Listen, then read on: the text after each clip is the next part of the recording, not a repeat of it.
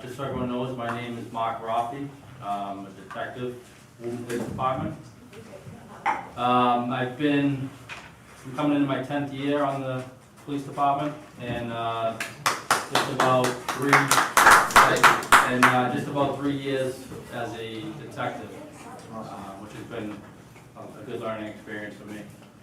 So yeah, we kind of put this presentation together in regard to some of the most common fraud reports and scams that we come across, unfortunately, on a daily basis within the community.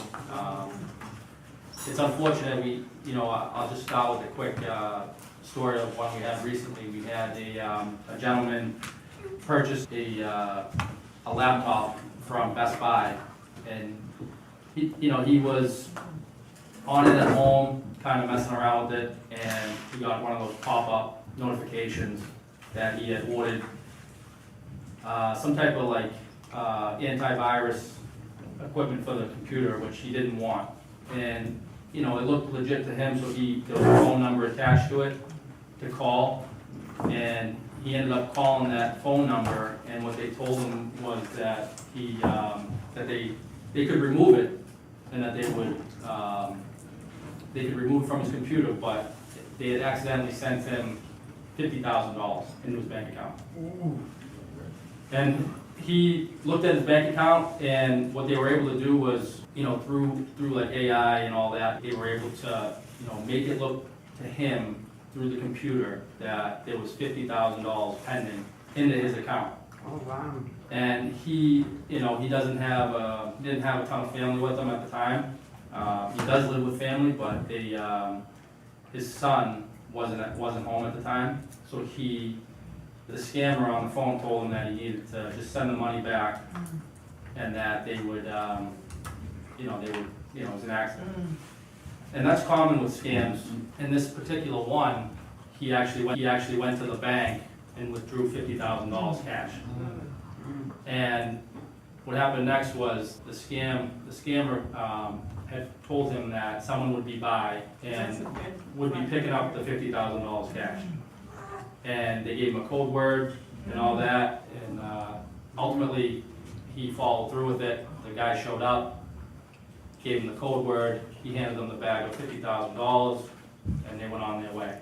The next day, they contacted him again and said that they accidentally deposited an additional $31,000 into his bank account. And unfortunately, he went to the bank again, this time with his son, and tried to withdraw another $31,000 and conduct a wire transfer to a bank account in Texas. And ultimately, the bank, declined the transaction for him because they were able to see in his account that the money was pending only and not deposited. So he was spared that $31,000, but that's still a significant amount of money for anybody. Yeah. In one lump sum. So these scams are they're every day. I get phone calls every single day on my phone with people trying to scam, emails. It's called phishing. And what they do is they get into these databases and they get these people's information, and they just fish and fish, and they contact people all day long and give them these stories, and they know just enough about you that it sounds legitimate. And if you don't pay attention to what's going on, then unfortunately you can become a victim of a scam. Can I say something? I'm going Sure. to just say something about two scams that I was involved in. Okay. Okay. One scam, I got the computer, so you got to contact Microsoft, okay? Yep. And it was locked up, but I didn't know how to unlock it, okay? And so I called the number, okay? And then this guy called me with a little accent. So I said, oh, a little suspicious, got a little accent, but he was good, okay?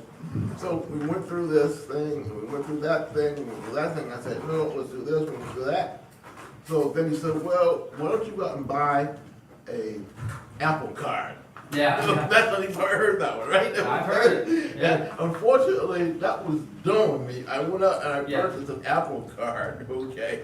You went out and purchased one? I did. Okay. Oh, this is scam that happened to me. Okay? Yeah. And then I gave him the number, and he said, "Oh, we'll get back to you when we get the money." I mean, I never heard from him again, so I knew that was gone. It was like that was like $50, so Yeah. it wasn't too Yeah. bad. Okay. But since then, there was another scam I had. Yeah. Now this one, I was kind of wise to this. And the guy called, the same thing, the computer locked up. He said, okay, I can unlock it for you, blah, blah, blah, blah. But he kept trying to get more stuff, okay? And I just kept, I'm not gonna do that. Oh, I'm not gonna do that, I'm not gonna do that. So I think I wore him down, okay? Yeah, yeah. And so I think they kept getting all his calls in. He wasn't making his calls because he was Yeah, spending too yeah. much time with me. So then all of a sudden, he disappeared, okay? Yeah. So I knew that's what happened. The boss said, hey, you can't spend any more time with this guy. He's not gonna bite. That's what happens. But the latest scam, which I did lose, which I was shocked at, was from Walmart. Okay, there was a site for Walmart where they were selling merchandise at a discount. Okay, and it looked legit. Yeah. I mean, this looked so legit, I couldn't believe it. Yeah. So I bought something, some camera equipment, something. It was really good. Okay, all the stuff that they had on the site was real. It looked like it was real stuff, except for it said like, oh, you can buy this for like $35. Okay, I know it's probably worth about $300,000. Okay. Too good to be true. So I said, okay, I will send them the money, but normally you get you get a response back. Yeah. I never got a response back. And I knew at that point Yeah. that was a scheme. Yeah. And believe me, Yeah. no, Yeah. I couldn't believe. And I said, how do they get away with this? It's they make it look very legit. Yeah. They make it look very legitimate, and it's very easy to fall for it. Because like I said, they know just enough, or they have just enough information to kind of pull you in. And, you know, sometimes they make, you know, they want you to make a quick decision or you know, something similar to that.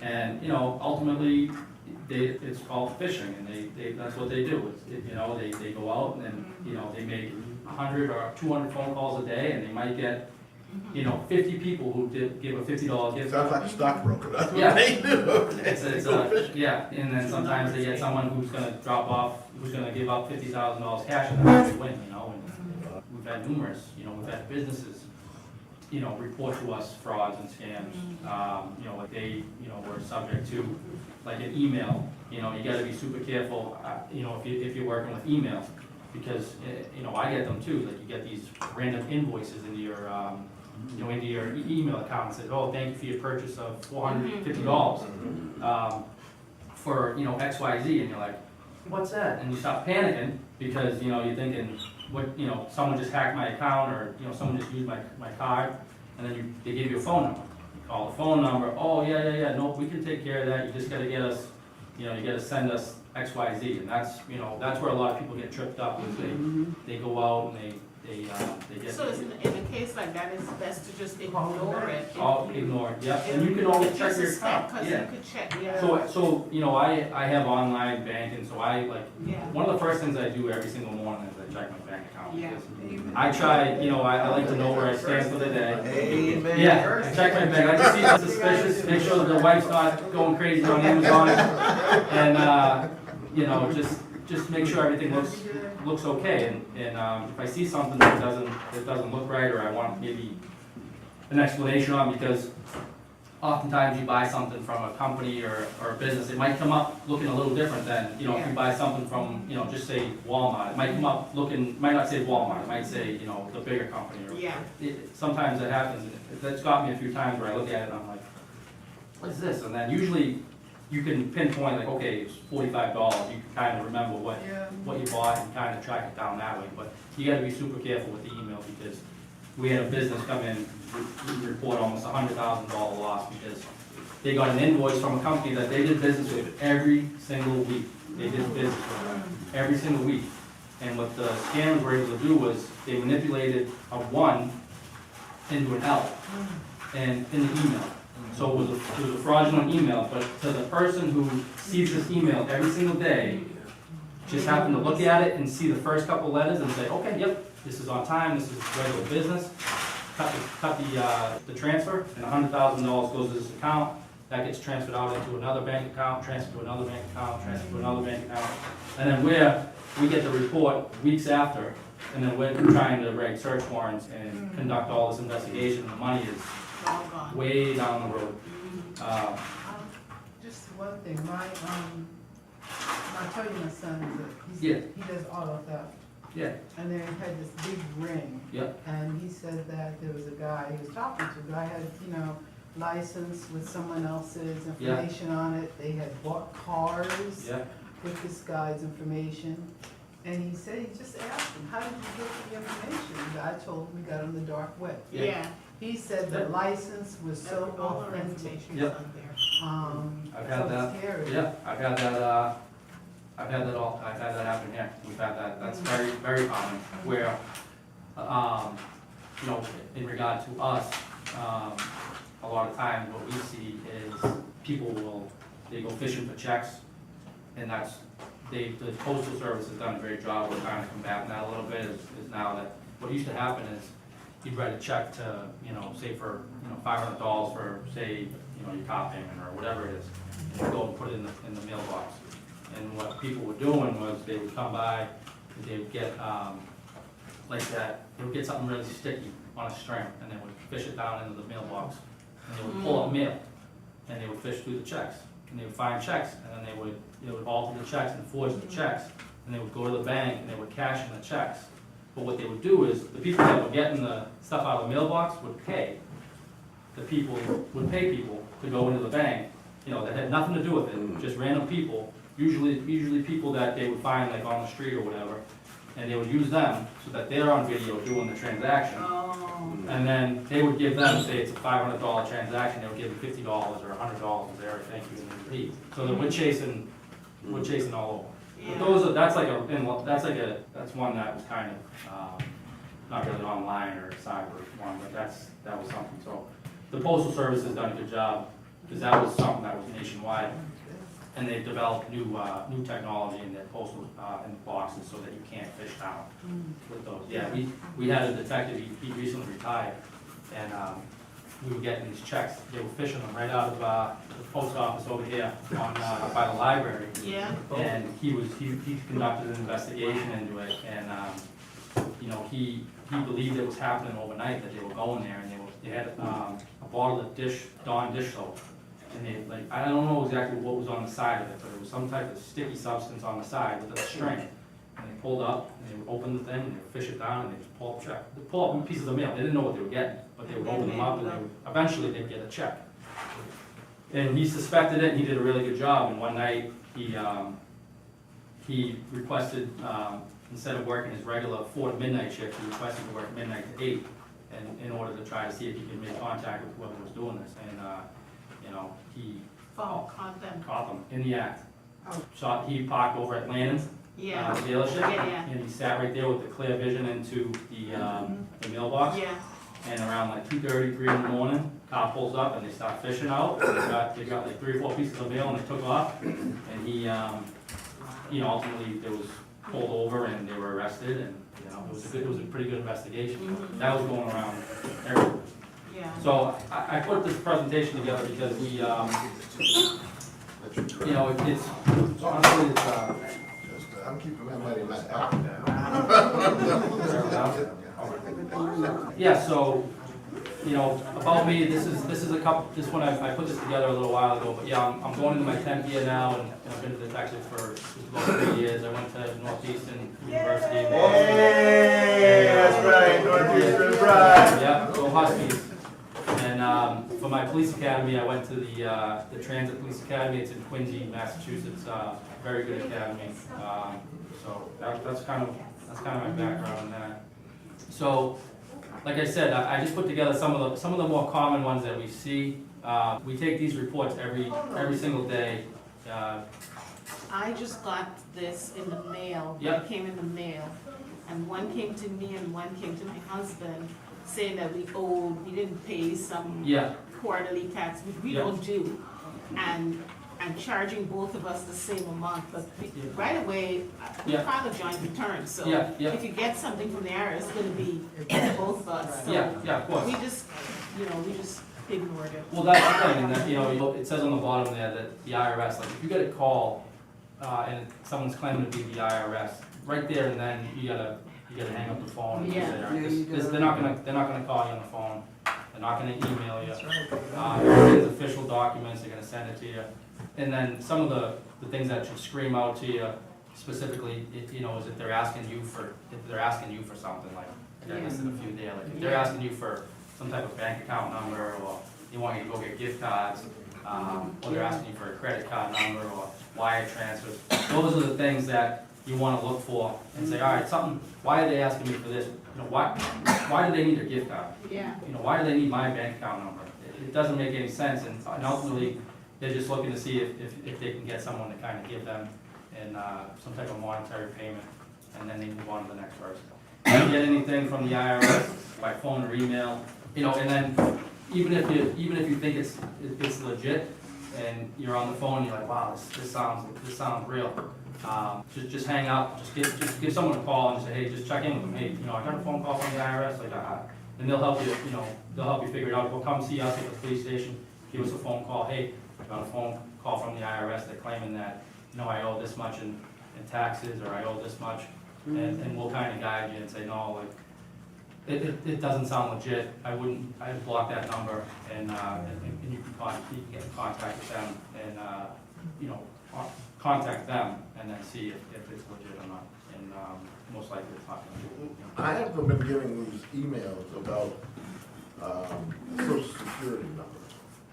Have you seen anything about that? What is it? They want you to tell them your social security number. Yeah. Because, Oh, no, yeah. because they Yeah. say, oh, we're gonna issue you a new social security Yeah, card. talk, Heard me that, and you, yeah, right? we're gonna talk, yeah, Okay. they like you, they're trying to hit you up. No, never, absolutely never give out your social security number to No, anybody, that's good. specifically over the phone or by email. There are obviously some instances where you have to provide your social security number throughout the course of life, you know, and you can do so, but a lot of places have made a legitimate way of doing it, and a safe way of doing it. But if someone's emailing you asking for your social, absolutely not, don't put anything like that through email or over the phone. There's other ways to do it. A lot of the legitimate places, banking places that you're gonna be providing that information will provide that resource for you to get that social, you know, safely to them. So, this is just one of them. It's an IRS, so just be aware of it, like you owe taxes, and keep an eye out for that one. I've had a few calls like that before. Yeah, People would randomly call you.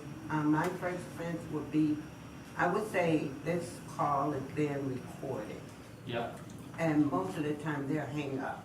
yeah, And I said, you know, if this is a legit business, then why hang up? yeah, You know, or I've gotten calls where they were asking me, you know, to verify certain information, and I would say to them, you're calling me, asking me to verify something that you're looking at. yeah, exactly. Yeah, So yeah. why you need me That's to a red flag. verify this? That's 100% a red You know, flag, and that's, you know, something, those are the little things that I Yeah. listen for Yeah. when yeah, someone randomly called me. yeah, But some of my calls that come through my phone, it would come up as a potential scam. yeah, that's good, yeah, Apple's done a good job of identifying potential scams, Yeah. and, you know, for me personally, I'm 35 years old, I have my kids, my wife, some family that I talk to on a regular basis, some people from work, you know, and I, you know, work cell phone for a lot of my work stuff, but there's a limited number of people that call me on, you know, in the grand scheme of things. And I can't tell you how many phone calls I get a day from random numbers. And every single time, I let it ring, or I shut it off, and then I delete it, and I don't think again about it. And my concept, you know, my thinking behind it is, if, you know, for some reason someone's calling me from, because, you know, they're popping up from everywhere, you know, Yeah. from, you know, all over the country, because it will tell you where it's calling from, California, Texas, Everywhere. Florida. My mindset is, if someone really is trying to reach me, you know, somehow from that place, and they're looking for me for something legitimate, then, you know, they're gonna either leave a voicemail and say, hey, this is who I am, I need you to call me, like, this is, Yeah. and it will make sense to me. Yeah.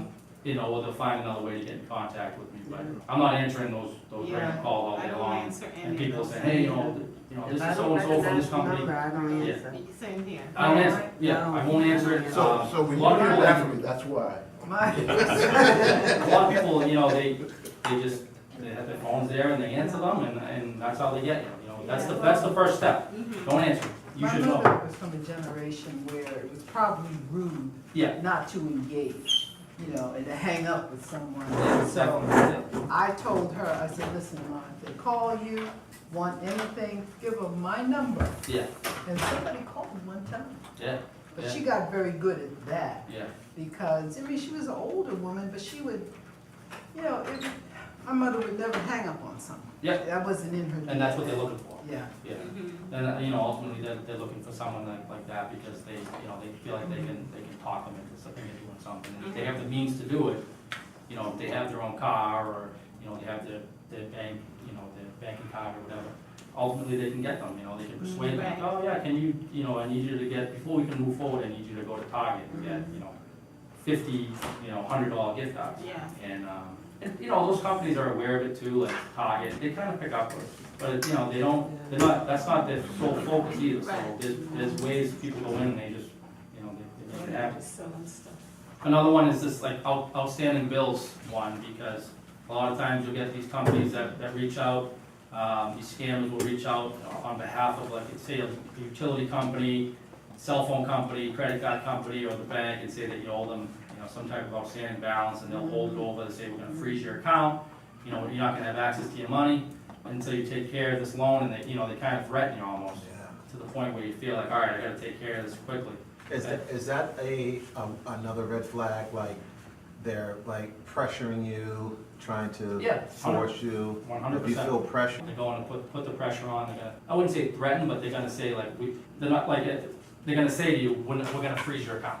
You yeah. know, they, like, to me, that's threatening me. That's You know, threatening, You're gonna take, yeah. you're gonna hold my money hostage while, you know, you're trying to fish for this balance. For something like this, whereas say they're, you know, presenting as National Grid or Eversource or T-Mobile, whatever the phone company is, credit card company, these are easy enough where, if something like this happens, and, you know, whether or not you believe that you have an outstanding balance, because, you know, you may. Sometimes there's a month that goes by and, you know, the due date goes by and you're like, oh, maybe I do owe, maybe. Just the best course of action, I have to look into it, hang up the phone. These companies are easy enough where either you have an account with them already and you can look into it yourself, or you can give them a call. A quick Google search to any of these companies, the local branch will, you know, you can give them a call, give them your name, your address, they're, you know, and you're calling the legit place now. You're hanging up and saying, all right, Google, you know, National Grid, you know, Massachusetts, you call them, you're gonna get someone on the phone that actually works for National Grid. Hey, my name's so-and-so, I live at this address, do I have an outstanding balance? No, you do not. Or yes, you owe $50. Okay, can I make that payment over the phone? Yes, go ahead. And that's how you kind of handle those ones. You don't wanna just take it for what it is. You don't wanna, oh, yeah, maybe I do owe for this, or, maybe I And do that's owe. what they're counting on. I know something that happened to us a number of years ago, and this is when we had different kids on cell phones, and I kept at a certain time of the year getting this Verizon bill saying we owed $320 or whatever, and they were a collection agency, and I'm thinking about it, I'm like, but nobody's on there. You know, they did that every year around the same time Yeah, for like 3 years. But we picked up on it, and we kind of checked and we knew. I You mean, I knew, knew it yeah. was my phone, and I checked with the kids, and yeah, so they kept, yeah, and it wasn't really a strong thing, it was just coming, and I yeah, mean, $300, you might figure, oh yeah, maybe one of the kids messed up on their bill, and you know Yeah. how it is when you have these teenagers that you're managing their bills, but it wasn't. no. And they kept coming back with that bill. Yeah, and that's, you know, they're very consistent in how they do their business. And they just keep going and going in the hopes that one day someone's gonna open up that and say, oh, Oh, yeah, let me take care of it. Yeah, I'm gonna take care of it, I'm gonna call this phone number, and they're gonna say, oh, okay, can I have your bank account information? And then from there, you're, you know, ultimately being scammed. So, you know, this one specifically, you know, anytime it says on the bottom there, gift cards, there's no reason a utility company, a cell phone company is accepting a gift card for payment. Yeah, They want your cash. yeah. They want the card payment, the cash payment, whatever it is. Anytime anyone's asking you to get gift cards, you hit gift cards, that's a immediate red flag, okay, something, why do you need a gift card? You know, why am I driving to CVS to get an Apple gift card or, you know, a Amazon gift card and I'm sending you the numbers? It just doesn't make sense. No, it doesn't. But Sounds crazy. in the grand scheme of things, being under pressure or being kind of threatened that your account's on hold and maybe you can't contact someone, maybe it's, 7, 8 o'clock at night and you're kind of panicking, and that's how it happens. So just don't be afraid to, something like this over the phone or even email. Don't be afraid to kind of just hang up or just let them know that you have to look at your, your finances and then make those phone calls to that, whoever they're claiming to be directly from your end to them and either confirm or deny it. And then you can go back and block that phone number from your cell phone. This one's a very common one. More so a few years ago, we're not seeing it a ton right now, but I'd say like 4 or 5 years ago, 5, 6 years ago, it was very common. We were seeing it often. I had this happen to me. Yeah. Wow. I was serving at a church in Portsmouth, New Hampshire, and I was serving with Minister Holloway. All of you know Minister Holloway. She preached here the other day. Minister Holloway is like 90 years old, and apparently they were trying to contact me, and they were telling me that Minister Holloway was in trouble. And I was like, if Minister Holloway, Minister Holloway's in trouble. I said, the woman don't leave the house. Like, how is she able to? That's what I'm talking about. They knew just enough. They knew enough to know her name, but they didn't know probably her age. So they kind of were fishing, like, oh yeah, like this is. They know the name, so they're trying to bait you in with the name, but they didn't realize that you knew, obviously how old she is and the back. So you kind of that was you had the benefit not to pick real. up. That was Yeah. not real. But that's the legitimate way they do it. You get these calls. We'll get calls from people saying, hey, do I have a warrant or did my son's in jail? That's all. And things like that, and, people are identifying themselves as, either court personnel, police, state police, bail bondsmen, lawyers, and they're calling saying that, Mike is that your name, Micah? Yeah. Mike is in trouble, and, in order to get her released, that, you need to send money. And that's was very common, Yeah. a few years back, and there was a lot of people that fell for that one. Yes? But what if they call you and they say that, but then the person's sitting right next to you? Then that would be great, because then you would know for sure that you weren't. And as in that scenario, Right. you don't know, and there's people that families obviously grow up and they go their separate ways, and and all it takes is, hey, say like your son, just for instance, say he's not a police officer and he's just living in Maryland, and you get a call at 9 o'clock at night tonight saying, hey, he's been locked up and you need to send $10,000 to get his release. That's his bond. And you try to call him because you're like, oh no, that doesn't make any sense. And you call him, and for some reason he doesn't answer. Whether he put his phone down, he's taking a shower, or he's out to dinner with someone, and he just doesn't answer it for whatever reason. Now you're thinking, oh my God, this could be legit. And that's how it kind of snowballs, and then eventually you get okay, I can't get in touch with them, and I don't know what's going on. Can I talk to them? No, you can't talk to them. You need to send the money, and then we'll release them. And ultimately, people do. It's And exhausting. it is, yes, and that's what they just continuously. And then if you see on the bottom of this one, there's a courier. So a lot of times, like I mentioned before, with the guy that provided the $50,000, they'll say, oh, we have a courier coming to give you a code word, things like that. And no one's coming to pick. Anytime someone wants to come pick up cash, that's a huge red flag. You don't want to give out any information about where you live, Yeah. and things like that, because that's obviously dangerous.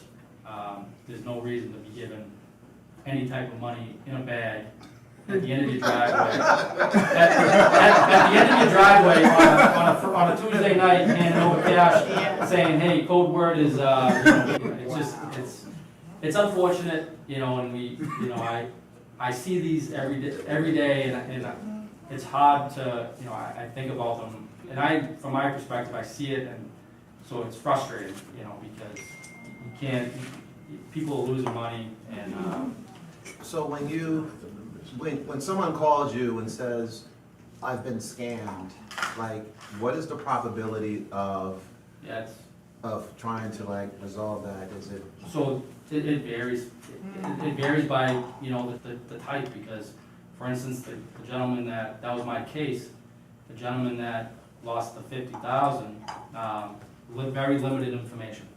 So what ended up happening was he was contacted on the phone after the virus. So what we do with the phone, like what I would do with the phone is I'm able to subpoena the phone record through the company. okay, A lot of times, the phone companies, they have smaller companies underneath them, okay. so you might subpoena, say, T-Mobile, but there might be like Metro PCS underneath that. So there's like ways where they can protect themselves, and you don't know who actually is the subscriber of the phone. Okay, And a lot of times, what happens is if you go into like convenience stores, you can buy prepaid cell phones, okay. Yeah. and then they use them, and then they Wow. gone. And you can't track them. Oh, wow. You can't track them. So you can track them down to the store they're at, Yeah, maybe, but, you know, you can't track down when they were bought or anything like that. So it makes it difficult, but, you know, for this one, it was cash. He went to his bank, he withdrew the Why did the 50,000. bank give him 50,000 like that, though? They questioned him on it, but ultimately they did, and, you know, that's a problem too. The bank ultimately, I've had trouble getting money out of the bank Yeah. before for legitimate, like, projects at home, much smaller than 50,000. Yeah, And, because isn't there like a 10,000 if you Yeah, you have- deposit well, or yeah, you so, ask like, for, say, you know, you yeah. can't even withdraw. a manager's supposed to come over and verify it and sign off on, Yeah. which they did. So it's just, Yeah. as far as like what happens and the probability, very difficult. That money came, he had it, I think it was on a Tuesday night, he gave the person the 50,000, they left in a vehicle. We had video of the vehicle leaving, but we Yeah, couldn't, that- we couldn't, exactly. 50,000. We couldn't identify the plate on the vehicle. It was 10 o'clock at night, it wasn't a very well lit road. We saw the car, we knew it stopped right in front of, not his house, but stopped right in front of a house that was right nearby. They bring camera right on the garage, right on it, the car stops. And you can tell they didn't know what they were doing because they weren't familiar with the area, because they went up the street, then they went down the street, up the street, down the street. They stopped in front of a house. You don't see anybody get in or out, which was the strange part, and then they go and they turn around in the driveway, and as they turn around in the driveway, they're backing out. They saw him coming out? They backed into a mailbox and knocked the mailbox over, and then they turned around the other way. But that house that would have been the house that would have probably picked up the license plate, but they didn't have any cameras on the house.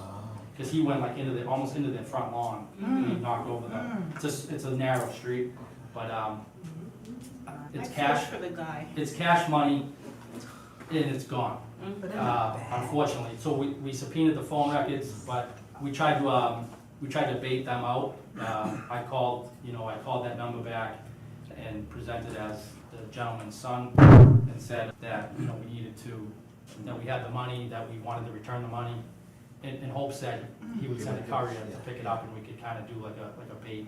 And, he denied everything, said that you have the wrong number, you have the wrong number. You know, what happened was the original responding officer had done the same, or he had called that number and said the police are involved, so we would. Oh, so they You were knew. notified. So they were notified that the police were involved, so they suspected that probably we were trying to bait them out, so. But I'd say that the person who picked up the money and the person who made the phone calls were obviously working together, but I would say that the person making the phone call was not in Massachusetts at the time. Mhm. So, this is one, just, you know, obviously, easy enough to contact. If, you know, luckily you get called and they say, you know, your son or daughter's in trouble, or your father or mother, whatever it is in trouble, then you just hang up the phone and call the police department that they're claiming to be, and they're gonna tell you, they're very well aware of this. They're gonna tell you right out of the gate, nope, you're all set, please do not respond to that, please do not send any money.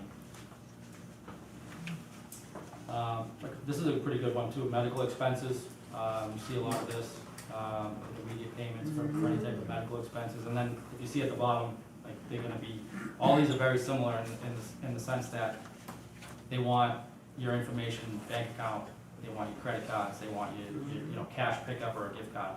So that's a theme that you're gonna seek is they're fishing over the phone, so they want that, if they're able to get that information, then they can use that information to purchase whatever they want.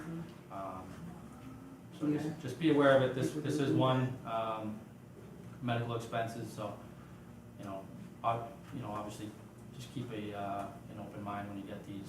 And you should know, like, all right, I was at the hospital, last month, or I did have a visit at the hospital, and, you'll have a kind of a general idea, but if you're not expecting anything, then, that's a good indication right there, that it doesn't seem right, like, I haven't been to the hospital, or I haven't had a checkup in a while, so. I don't think the hospital's gonna put you in jail though, because then you don't get any money at all. Yeah, they might, yeah, Okay. and that's the thing, That's the thing. there's usually something that they're gonna tell you that should kind of raise the red flags, and that doesn't Keep you in the hospital. That's not, yeah, I know, right? No, this happens after the Yeah, well, hospital. I always get a hard copy of a bill. Yeah, So I would say, mail me a copy. and that's a good way to be too. In a lot of places, they give incentives to go online, but online, everything is, and that's the way, like, the world is obviously, everything's going online. Yeah. Which is, And I'm not. it's good and bad, Yeah, it's making things more convenient for people, but also it's making, it's making things become a little, scary as far as like the cyber world, like all our information is out there, whether we like it or not. It is, yeah. So we have to, You have to be diligent. you have to try to protect yourself in every way. We've had this one a few times. This is, like a grandparent scam where they put someone on the phone that maybe can sound like, or make you believe that. Now with AI, they I can. almost fell into a grandma scam. And, yeah, and honestly, what happens is they're able to spoof the phone numbers, so you might be getting a call from, and it might show up as, your grandson. And you're gonna say, oh, well, yeah, and just answer it, and you don't even think twice. Like you said, AI, there's ways to generate voices. Yeah. All it takes is a little bit of time, and then, next thing you know, you're sending money, and they're saying they're in trouble, and they need help with their rent or their car payment, and, and unfortunately, these are real world problems sometimes. Like, people may have problems making the rent, or they may have a car payment that they need help with.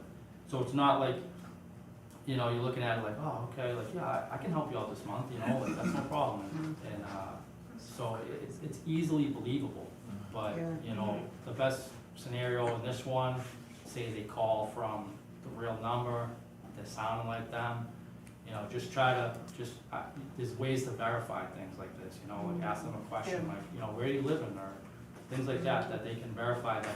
They might have the name, right, but they might not know, what state they're living in, or, who their girlfriend is, or boyfriend is. Things personal things that they'll know that and that the scammer's talking about. And that's the way to kind of, filter it all out. I know one of the things that helps me out now is that I went back and all of my grandchildren who have phone numbers that I have, I put their pictures on it. Yeah, so it pops up. Yeah. Yeah, so you know it's legitimate, that phone. So if anyone texts me Yeah, or call me, yeah, their name comes up or their picture will come up. that's a good idea. Yeah. Yeah, that is a good idea. That's a good idea. A while ago, we got a phone call and it said George Sessoms on the ID. And I picked it up because, okay, so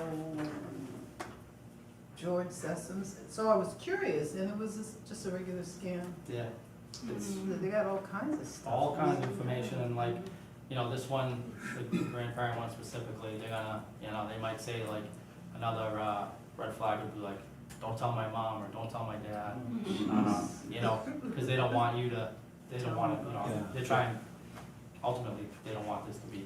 Yeah. Detective Ruffy, are the penalties for this type of crime stiff enough to deter people from trying to do this? No.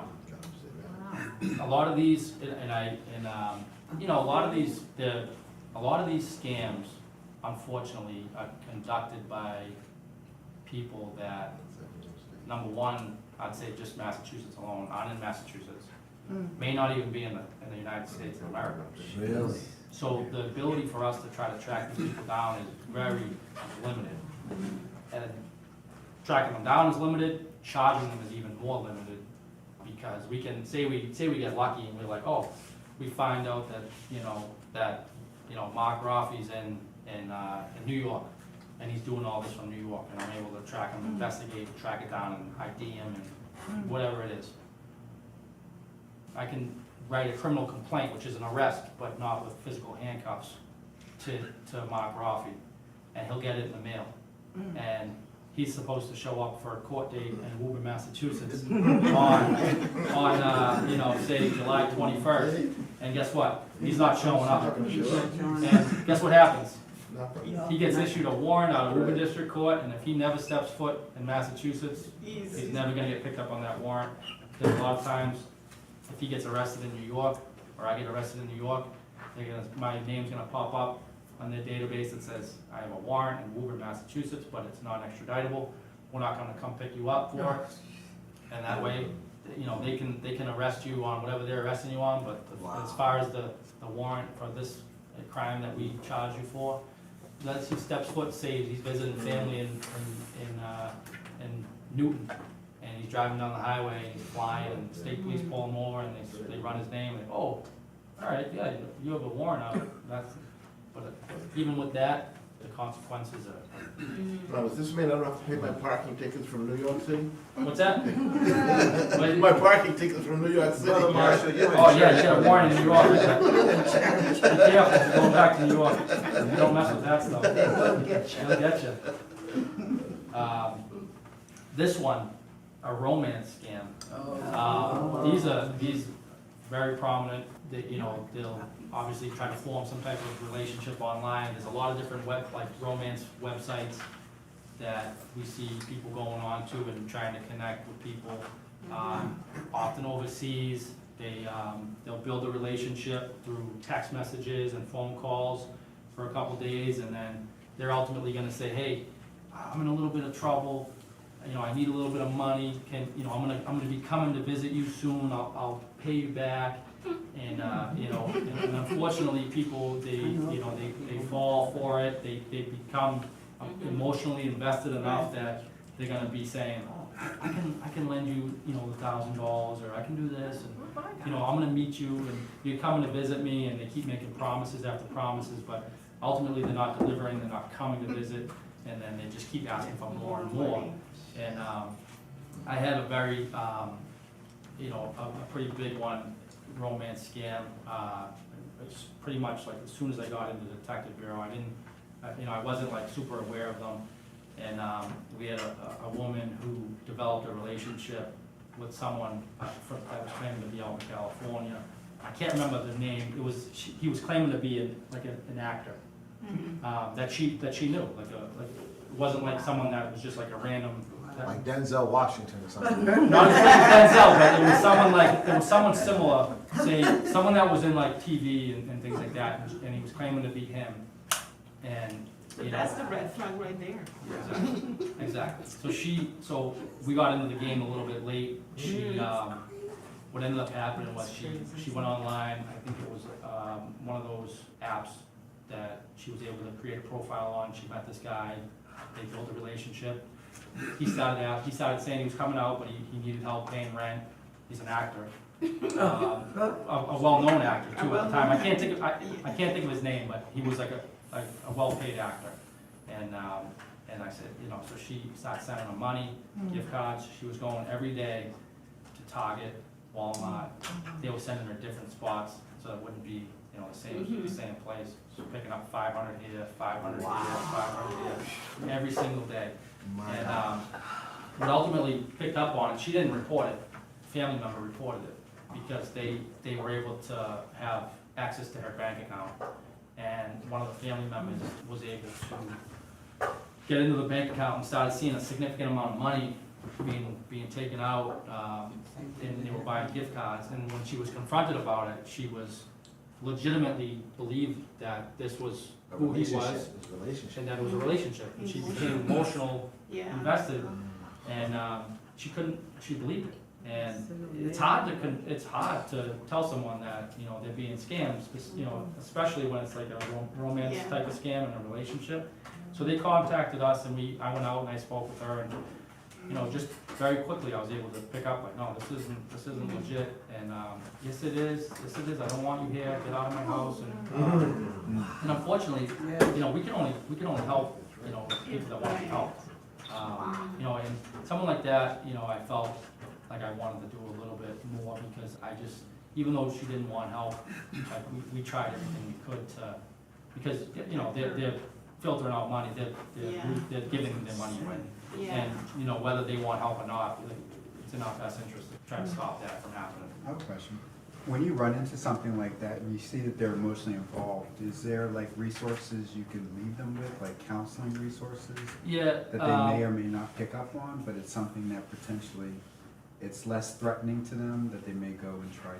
Yeah, I'd say like for this one, like I tried to explain it like every way possible that she was being scammed. She didn't believe me, and you know, ultimately we had the family come in and like try to talk to her because like, you know, I show up and you're being scammed, you gotta stop sending money, and to her it's like, who are you? You know, and so the family, you know, I tried to utilize the family a little bit to be like, all right, this is your family, like they care about you, you know, and they want you to, they don't want you to lose all your money. I mean, you're giving up thousands of dollars a week. The other thing with this one was what I did was, I don't wanna say I threatened her, but I very firmly told her that. You threatened her. I threatened her. Because, you know, she was probably like, at the point where I didn't know what else to do. And the family, they looked to us to solve the problem, you know, ultimately, they call and looking for us. And so what I recommended, and what I told her what I was gonna do is, that I was gonna get the senior services involved. And you can file with the ADA's office, which is the district attorney's office, get them involved. And what ultimately could happen is that she would have lost control over her banking.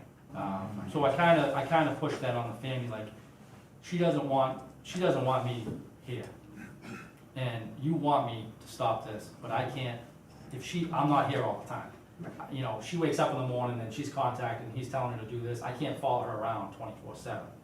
And neither could they. But ultimately, you know, if she's becoming a harm financially to herself, there's ways that through the district attorney's office and senior services that we were able to, you know, throw that out there to the family, like, hey, you can get control of her banking, where she will not be able to go out and make these type of purchases any longer. And, you know, it ultimately stopped, but it took a long time to stop. And it was a significant amount of money, you know, I'm talking in the $20,000 range. Couldn't you guys, or did you try to contact this movie star? Yeah, And- we did, yeah, and he kept promising, I'm coming out, and to her, I'm coming out, and she believed it, and we, you know, we tried to call, and I talked to him on the phone. You talked to the legit movie star? No, not the legit, I talked to the So fake I'm one. wondering if there was a way for him to know that somebody's using him Oh, yeah, to scam it people. wa- I'm glad you brought that up, because when you Googled, so I Googled his name Mhm. online, and what came up? Scams. There was a whole thread online, an online discussion about people using this guy's identity for romance Yeah. scams. And I put that like this. Said, look at this. Can you read this? And she would read it. I believe it, right? Doesn't, She's still. I'm talking to a real person. And it was just, you know, unfortunately, it was just, she was so emotionally involved with this relationship, and she lived by herself. And she talked to him, and it made her feel good, and I understood that. And, you know, from my perspective, I understood it, I felt really bad, and I wanted to do everything I could to stop her from giving her money away, because, you know, you work your life, and you have this money, and you wanna use it for grandkids, Yeah. and you don't wanna go to bed knowing that, you know, someone's giving away their money, and, Right. you know, And so you we know that kinda it's- threatened her with yeah. you're gonna lose control of your money, you're gonna have to ask for everything you want, and, you know, and she kinda took offense to that. And we may not have had the best relationship, but ultimately, the romance scam stopped. And the family was thankful that, you know, we kinda gave them that option, because they kinda took that route and utilized it for their, to kinda stop Yeah, that happened to a sister in Christ that, I knew. She fell victim of a online romance. And first it started out as just conversation, and it grew over time. And by the time that her daughters got involved, this man had taken over $150,000 from her. That's insane. She never met the guy? Has she ever met She him? was so wrapped up into being, she was lonely. She Yeah. was an elderly woman, and she had experienced, you know, her husband passing and everything and stuff, and she grew lonely. Yeah, and that, Um, it's sad. Yeah. And she found someone that took interest in her online, and she fell for it. Yeah, yeah, yeah, and it's very common, Yeah. and it's, you know, it's tough to watch, and it's, Mhm. Yeah. That's It why I'm was trying to- sad, Yeah, it because is, by the yeah. time that It's a lot of money. her daughter found out about it, you know, this man had went through her bank account and everything and stuff, and was taking, it's gone. you know, portions, you know, at a time, but not all of it all at once. Yeah, But over the period of years, he took that amount of money from her. Wow. and what makes it really hard is that a lot of these scams, they're gonna have you do the legwork on them. You're gonna take the money out of the bank, Mhm. you know, you're gonna provide the gift card numbers. Yeah. Because And that's ultimately, what she did. when it comes down to the investigation portion of it, and we go to these banks and we're trying to gather this money back for these victims, you know, there's not much that can happen, because ultimately, that person themselves withdrew the money, Yeah. willingly. No, I'd say not willingly, but they went there and they said, I wanna take out, you know, $50,000. And for whatever reason, the bank did, and maybe that's a different issue, but, ultimately, you're the one doing it. So, you know, there's not, the bank says, Right. we can't give, like, it's gone. We have a hand No question. question. When does the federal government meet? What triggers involvement by like the Federal Trade Commission? Yeah, so that's a good question. I mean, we always recommend, there's a website, I'll get it to you. I don't know if it's in this slide, any of these slides, but all our offices know it.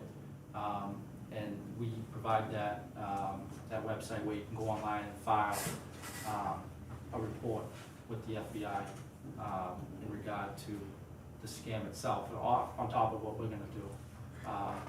But generally, when it comes to like a large-scale FBI type of investigation, you're looking at, you know, I'd say anywhere from like $700 to $1 million before you're gonna get any investigation by the FBI.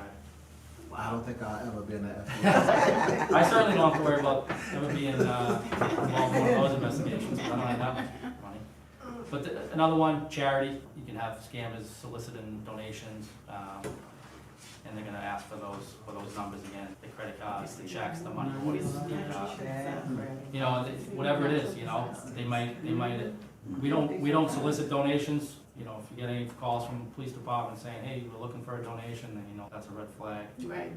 And then you could always confirm, like, hang up, you all have we're easily accessible. Call the police, hey, you guys accepting donations, or you guys, you know, soliciting for, you know, raising and fundraising, and, you know, it's always gonna be, no, we're not doing any of that, and if we were to do something like that, it'll be well known, Yeah. within the community, what we're doing.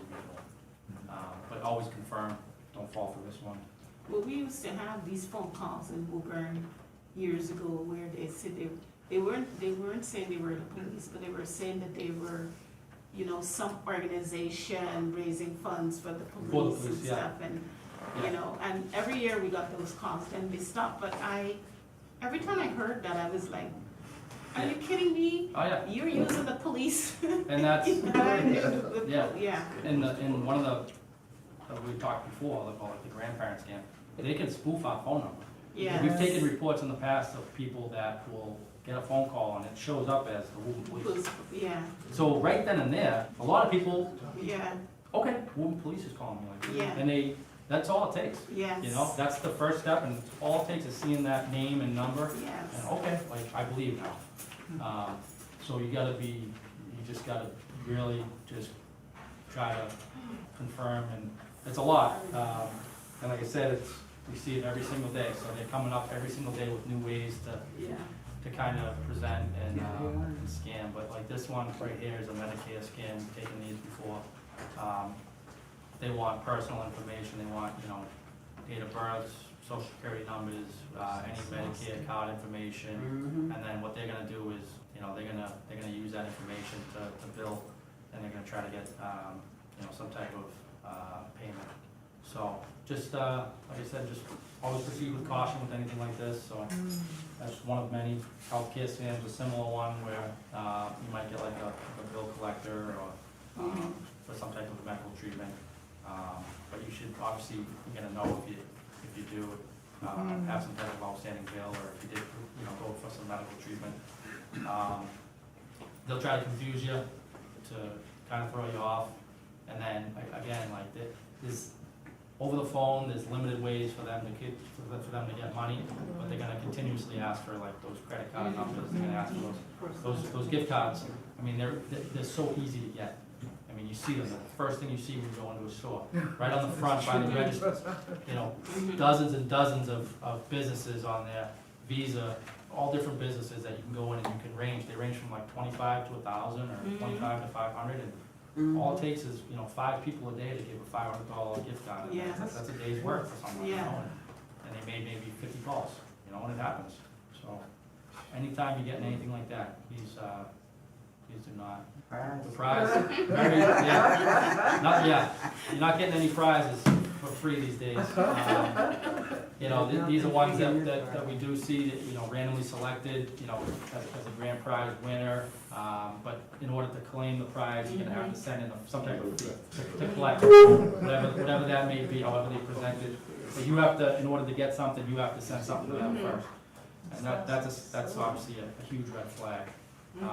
And then, you know, the threatened portion of it would be, if you don't do this within the next, you know, Right. 2 hours, then we're gonna go to the next person. And you start panicking, oh, I could win this, and you know, and it kind of forces you to kind of cloud your Make a judgment just decision. enough where, you kind of make a bad decision in the moment. You don't really have time to consult with family, and ultimately, you know, you end up giving them some type of information that they can scam you or hack you into your account. So something to keep an eye on. Email, internet, phishing scams. I got one of these the other day. I was telling you, I got a payment confirmation from a company. It was like $450. And they, you know, there was a phone number on the bottom. And it said, you know, if you did not make this purchase, please contact this phone number. And that's, ultimately, if you call that phone number, then that's the hook right there. That's the hook. That's how they're trying to get you to bite. Because you know, maybe someone doesn't check their account or whatever it is, maybe they don't have the account on their phone, they can't physically see it, and they get nervous, they call the phone number, hey, I didn't pay for this, oh, okay, this is so-and-so, yep, this is your, you know, and they just keep giving you just enough information to the point where you think it's real, and then you start providing that legitimate, you know, social security, bank account, the credit card that you have on file, and they know just enough to keep you entertained. Be very careful with email, and it's very, very difficult. Like I had mentioned, they can change one letter, one number to kind of mimic another letter or number, and you see that same one every day, and you just don't pick up on it. So, you know, just take your time, and anytime you're doing anything important, whether it's, you know, related to email or on the internet, make sure you're on those legitimate websites and using legitimate emails and such things. If someone, I think So we s- can set some head up here in the first anyway, if somebody has, suspects they've been scammed, what's the first thing they should do? Like, what's the scam response plan, like a basic one for anyone? I mean, I guess it depends on like the significance of it. So like, you know, like say if you provided like social and bank account information, like you gotta contact those. You gotta get in Call touch. your bank right You away. gotta call your bank. That's the first thing you gotta do. You gotta freeze everything. Everything you have, you gotta freeze. You gotta contact. You gotta go online. There's ways to go online to the social, to all the credit agencies, and put a flag on the credit agencies so that if anyone tries to open up any accounts in your name, that you get notified of it. Like I have it on mine, because it happened to me, someone tried to file, unemployment with the city of Woburn. So my chief called me one day, I just had my third son, and he was, we were at home, and he was like a day old, and, you know, I'm out of work for a couple days, and he calls me, goes, hey, you still working for us, right? And I said, of course, yeah, what's going on? And he's like, he goes, I'm just messing with you, but someone tried to file an unemployment claim with the city of Woburn in your name. And I said, oh, okay, so he goes, just file a quick report with whoever's working today and, you know, contact the credit bureau and things like that. So I went on and I was able to, so I put a freeze, on all like the credit stuff. So the next time, like 6 months later, my wife she had a lease and we were buying out the lease on her car. And I went to the credit union up the street and I tried to file an application for This freeze credit. was still Yeah. on. And the lady emailed me back and she goes, I can't access, she goes, Yeah. everything's frozen. And So that works. I've left that. Yeah. I temporarily lift it when I need to do Yeah, something like that's that, what I and then do. when I don't, I take it off. And, you know, and then I, through some of my credit card companies that I have, they have this, You can lock the card. you can lock the card, but they also provide like a resource where they can check for any like recent activity on your social security. And, so like every month I'll get a notification from the credit card company that says no activity on your social this month. And then say like a month where I maybe applied for a loan, it'll say, you know, one new activity, but I don't know if you know that I did that. When I took over my mother's finances, that's the first thing I did was freeze Yeah. her on the credit, you know, Yeah. all the credit bureaus, and we freeze ours Yeah. anyway.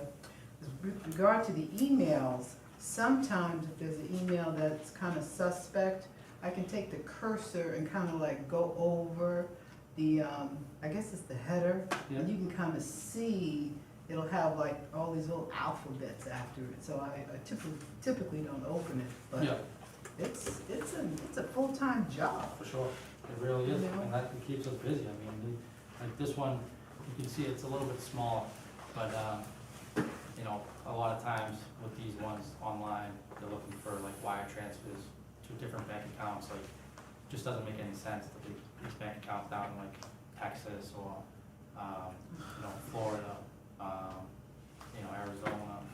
And then one of the newest things, is all this, which is making it a little more difficult for us to track and kind of follow, is the cryptocurrency, which is like Yes. Bitcoin and Coinbase, like, it's so confusing, it's so difficult to navigate.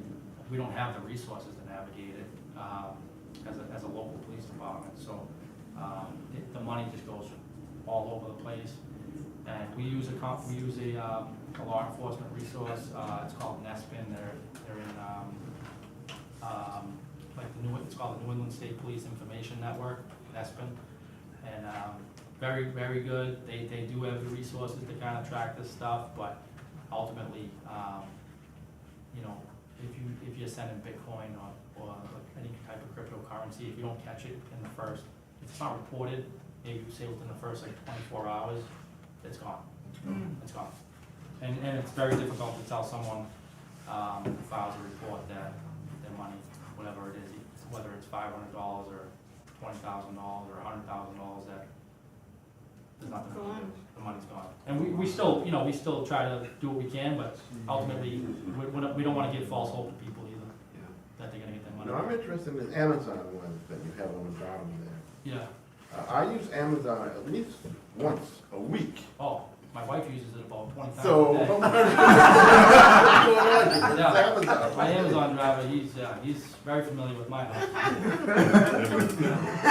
But, yeah, Amazon, this is a huge one, because think about how many people use it, how many Amazon drivers you see out there on a daily basis, and how easy it is to go online, and, you know, I have the app on my phone, and it's one click, you know, but it's very easy to get an email, say, from Amazon, Yeah. and say, oh, look, you know, you made this purchase, or, you know, whatever it is, a login, you need to log back into your account, and once you provide that information, they're in your account. Yeah. But how do you know that's the case? You go right to your You account. just go into your Yeah. account, yeah. No, Go but- to the actual. Like, it's gonna be some sort of indicator, like, once you open this email, and they're gonna, you know, there's gonna be something, whether it's the email's not right, the information in the email isn't adding up, like you said, you're on it once a week, so say you're buying, you know, whatever you're buying, Right. you know what you're buying. Yeah. And you have your account information, so I don't know if you stay logged in or if you stay logged out. Like, I stay logged in on mine. A lot of these online businesses like Amazon or, you know, everything's online. Mhm. Anything, but a lot of them will require like a two-step. Yeah, Yeah, that's the authentication. new thing. They do. So like you're gonna get, hey, you sign in, say you sign in on your computer, it's gonna say, we're gonna send a text message to, Your you know, phone, the last four whatever digits of they your have. phone. Right. You confirm that, comes to your phone, you provide the code, now that's legit. Right. You know that's legit. Yeah, I just wanted to help answer the question for him. So what I usually do is I look at the email address, and there's a domain extension. That's If what I it's was like talking about. Outlook.com or Yeah. iCloud.com. Yeah. So usually if it's legitimate from Amazon, Amazon has its own domain address. So whatever the address is, even if it looks like it's Amazon, Yeah. I put the domain address in my browser, search for it, and see what comes up, you know, if that's a legitimate Amazon email address or something. It's so much work. I know. It is, it's a So little much bit extra work, fun. but it's worth Come it, up you know. with new things all the time. Bitcoin, Scammers don't get tired. the Bitcoin, this is very prevalent right now. There's Bitcoin ATMs that are being placed into like 7-Elevens, Yeah. convenience stores. Don't we have some in Woburn now? We do have some in Woburn, we've been in touch with the city What, council Bitcoin? to try Yeah. to have them removed. Because I saw something in the paper about. Yeah, we, so like, What does that mean, digital currency? What is that? that's, so, it's, you know, honestly, That's a it's- class to in itself. yeah, exactly. It is very difficult to navigate, but a lot of times, you know, these type of scams, whatever the premise of the scam is, they'll have people going in, depositing, you know, physical money, into these Bitcoin ATMs, and then they give them an account number. So, you know, it's like any ATM, you put the money in, you press the account number, the ATM takes the money, the money goes into that account, and from that account goes to another account, and those are on a That's it. ledger, that's called a blockchain. And that's what we try to follow, but like I said, if we can't catch up with it within 24 hours, we don't, the Wood Police, we don't have access to be able to follow this stuff. We have to contact, and that's been, to help us with that, and you can imagine how many, you know, requests they get, not just from us, but from other cities and towns throughout the state of Yeah. Massachusetts. So, it's very hard to find. We've had really no luck recovering any Bitcoin, since we've become aware of it. So, and I would stay far away from Bitcoin unless you know, unless it's for your personal, you know, Mhm. if you know how to do it, as long as no one's telling you to Do do we it. have anybody here with a digital wallet? Anybody has a digital wallet? You have a digital wallet? I got no money in it, but I got a digital wallet. I was trying to figure out how this works, okay? Okay. I think at Stop and Shop, there was a machine, and you can get money in Bitcoin from that machine, right in the Stop and Shop. Okay. Did you get Robinhood? No, that's. But if you forget your number to get into it, that's it. You can never recover the money. Okay. Too much work. Yeah, so like this next slide, just some of the common ones like investment opportunities, romance, tech support, offering, you know, looking for Bitcoin payments, impersonators. Obviously, if you never dealt with Bitcoin in the past and someone's asking you to send them Bitcoin, that's a huge red flag. Don't go sending anybody, don't go to a Bitcoin machine and deposit money. Yeah. You know, anyone promising any type of guaranteed return, you know, use phone numbers independently, verify websites, and then one of the most important things is, you know, talk to someone that you trust, a family member, a friend, that you trust before you make any type of That's right. financial decision. And St. John's doesn't accept anything in terms of tithes and offerings. You're gonna say, hey, send me $100 on Bitcoin to this address. So it's digital currency. Yeah, it's all Okay. digital, yeah. So you see something for $5.99, Yeah. and if it doesn't have the option to pay in Bitcoin, then you don't pay in Bitcoin, right? Yeah, What the heck is digital currency? it's a new wave of it's just that, it's called cryptocurrency, money that's online. It's It a new changes- way it of change- scammers. It is, yeah, it's a very reliable tool to scan like any type of fraud, because it's, the ability to track it down is extremely difficult. That's insane. So, yeah, it's, we, like I said, the Woburn Police, consulted with I'm old. the city, specifically the city council, because we were requesting that they, remove, do not allow any Bitcoin machines in Woburn, because we were getting hit so many Like my times. car And we can't, My like car I said, insurance. a lot of times these are reported days and weeks after. So we're already at a disadvantage, and then putting those in there is extremely, you know, risky to the general population. Doesn't matter how old you are or how young you are, you know, we've had people come in, you know, 21, 22 years old, giving out, you know, thousands of dollars through Bitcoin, so. Probably some crooks lining up. Yeah, and these are some of like the phrases that we see, you know, we need the cash today, pick up the cash. These are just some warning phrases throughout like all the types of scams you're gonna see, so like, can't wait, Insane. let's take care of this, you can't afford to miss out on this, you know, we're legitimate, you need to act now. Like they're pushing you, so you can't make those phone calls, you can't really think clearly, and ultimately you get kind of nervous and scared, and then you make those bad decisions at that time. Just some ways to protect yourself. Anytime, never, obviously, ever give out any personal information to anyone over the phone unless you initiated the phone call and you know it's a legitimate organization.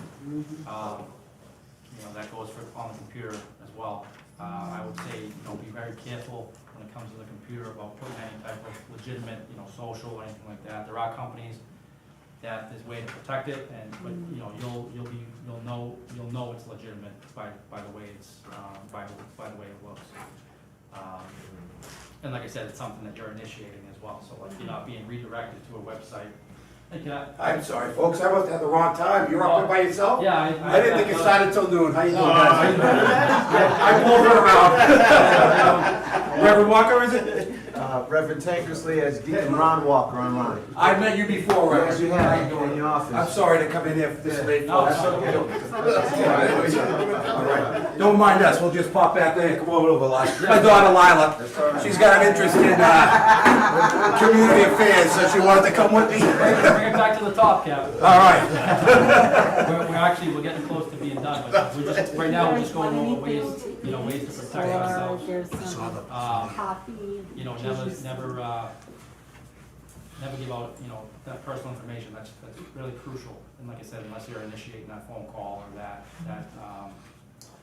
email, you know, dates of birth, social security numbers, credit card numbers. That's all. You know, that's all your information. So no one else should need that. You know, they do is legitimate ways to go about it. So just keep that in mind.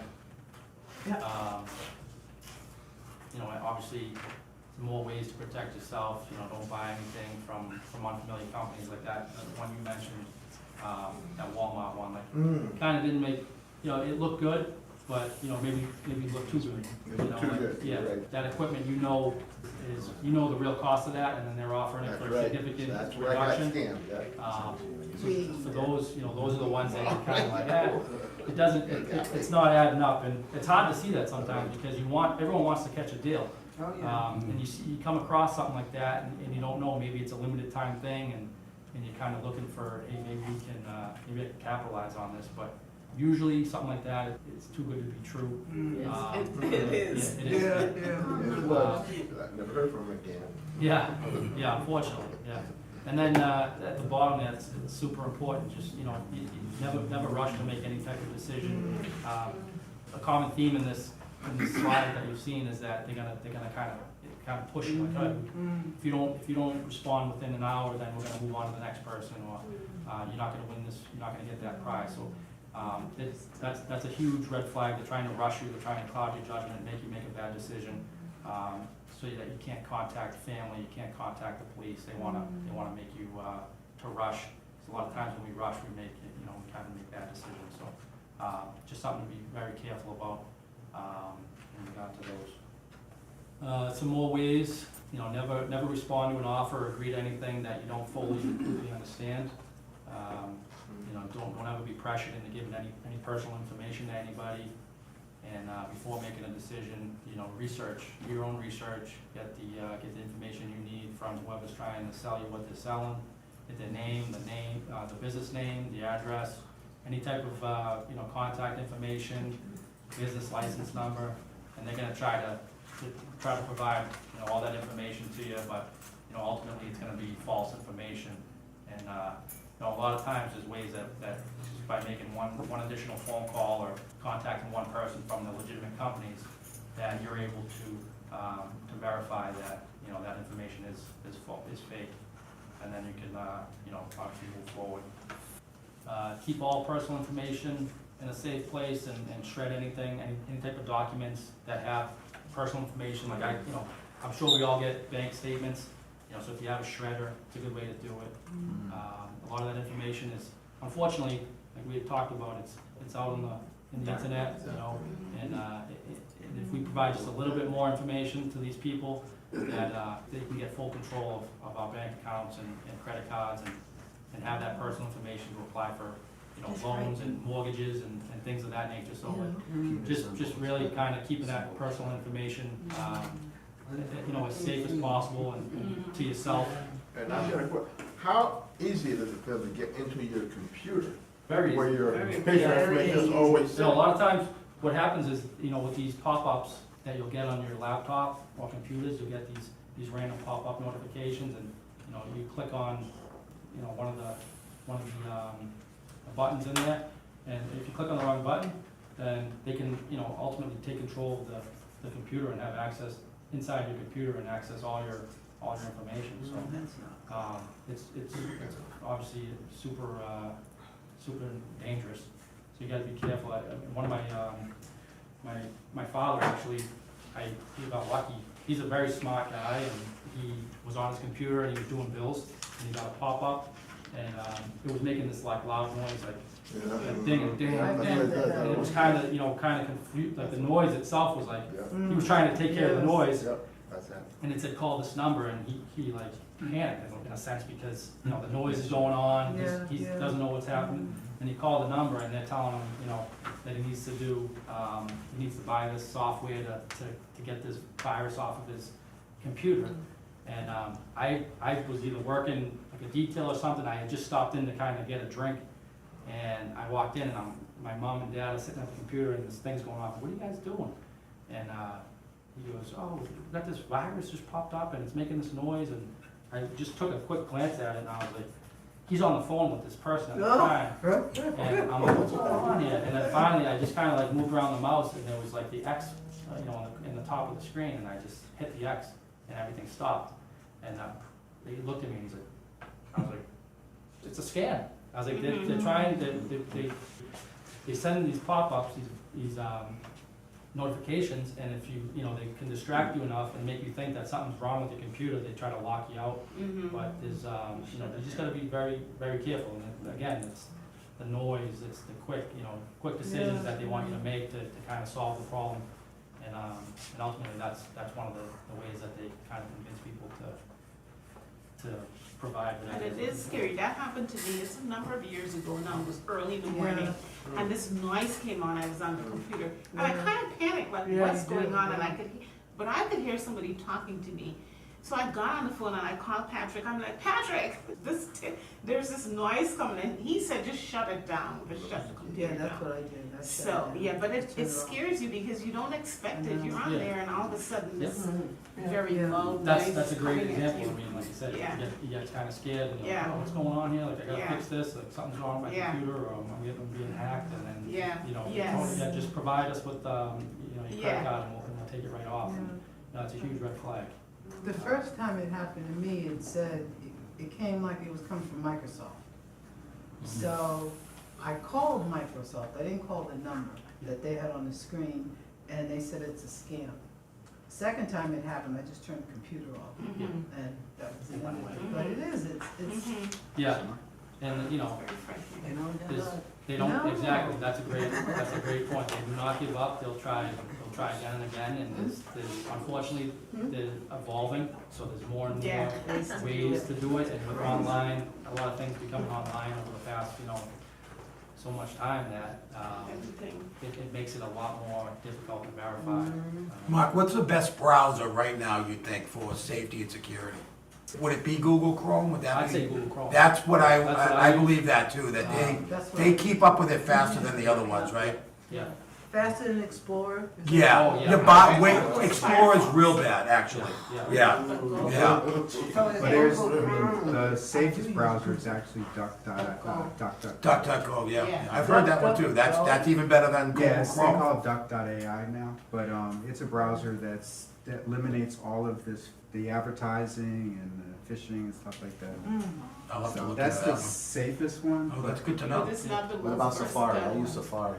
Safari. So me too, because I got an Apple laptop, yeah. I use Safari. Be careful, right? Yeah, Safari's good, yeah. Because you have Apple Pro. Yeah, they have And their then own. this is just built-in Yeah. protection. Just more ways to try to They protect track yourself. everything. And we talked about these phone calls that you're gonna be getting. Don't be afraid to call, don't be afraid to hang up and call back. Call back, if you're getting a call from National Grid, or if you're getting a call from, one of those utility companies or phone companies or credit card companies, that information, their legitimate information is easy enough to find Mhm. where you can hang up the phone and verify it on your own, that it's really them calling you. So you telling me that they'll send you something in the mail, they'll call you on the phone, and they will try to get you to click on something on your computer? Relentless. And then they'll send you text messages. And they'll tell you Yeah. text. Like, I don't know if anyone here, but Send like, you text. so, not too long ago, the Easy Pass, that was Oh, a big, yeah. that was a big one. Yeah. They were getting Yeah. and they were texting it to you, like, oh, you owe this on your balance, you have to pay, but you could, by looking, if you really just took a good glance at it, you could tell right away that it just didn't look right. Yeah. And then there was, obviously, once we were made aware of it, a lot of the police departments, within the state kind of put out like. Yeah, they do, they send you text messages. Yeah, Just here over a month ago, Verizon, I had paid our cell phone bill, and hours later, right, my husband calls me up and he goes, "They finna shut off my phone, did you pay my bill, blah, blah, blah." I'm like, who's texting you? And he said, "I just got a text from Verizon." I said, "No, ignore that text." yeah, I said, "There's nothing wrong with our bill is paid." yeah. And so, That's the communication portion of it though. Yeah. Like, if you don't make that communication sometimes, like, they might. He might have gone and paid He it. might have gone and said, he oh, would've, yeah, he he might have just would've. been like, oh, I'm gonna pay it, I'm gonna pay it this month, or I'm gonna go ahead and make this right. If they would've had two payments, And then or they would've two. one payment Yeah. would've went to And think somebody about else. how many times they do that throughout the day. Did that happen? Oh my God. If it doesn't seem, if something doesn't seem right, it probably is not, so always trust your gut, That's for everybody. I was in a hurry, I was trying to purchase something online and stuff. Yeah. And the stuff didn't come.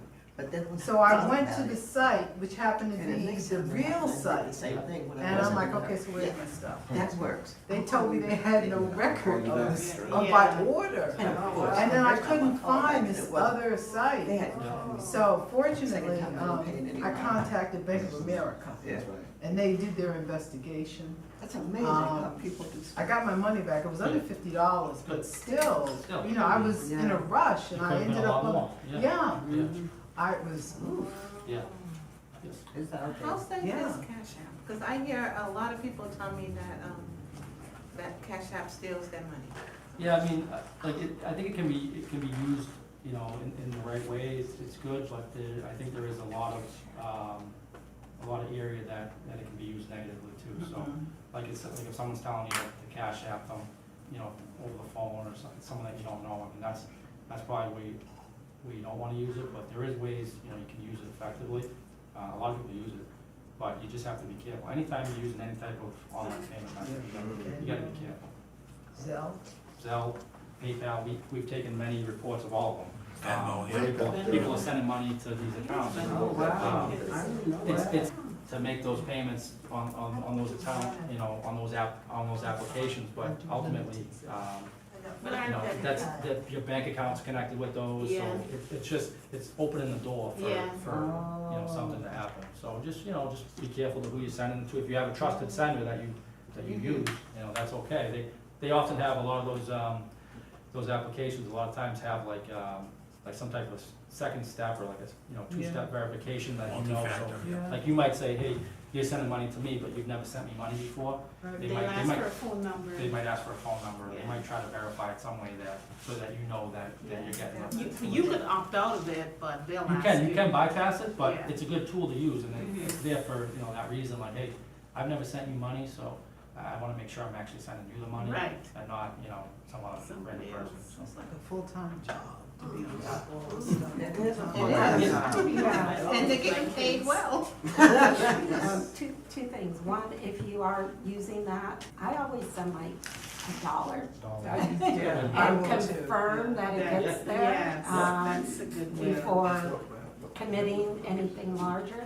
The other thing I was gonna ask, or I have heard, I think at some point, sometimes using a credit card versus your debit card. Yeah. Is 100%, a yeah. better go because you have the opportunity, if you can challenge it and you could potentially get your money back. Using your debit definitely- card, Exactly. your money's gone. You're definitely gonna have an easier time getting your money back. What was the first one you said you can check if they got it on the other end? I send like $1. A Yeah. Oh, dollar. you just sent a dollar. If Small you're amount. using Venmo, Cash Cash App, Not if Zelle, you're buying technology on some random website. That's true. any of Yeah. those, That's true. never give your debit card. Keep an eye on them. Yeah, exactly. Anytime you're using your debit, you know, it's gonna be a little bit, a lot of times you may get that money back from the bank if you file a police report and go about it the right way, but it does, it takes a little bit more of an investigation to get that money back as far as the credit cards where,